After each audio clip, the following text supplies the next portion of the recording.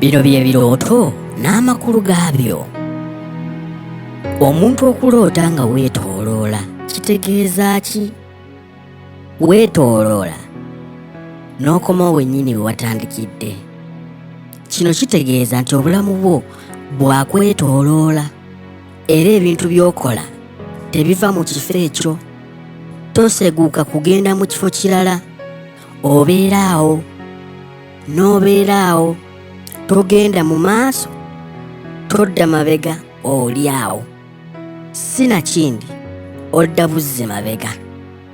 Kubanga obeera weetooloola bwetooloozi nti ne bw'oba olina ky'osaba, ky'oyagala, tobeera na mulamwa, totuukira ku nsonga, obeera weetooloola bwetooloozi. Kale nno, ensonga eyo gisabire, naawe olabe ng'ogenda mu maaso nga banno.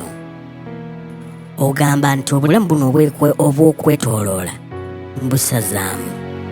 Okumanya ebisingawo, subscribinga, likinga, lekawo ekirooto kyo, tujja kuddamu.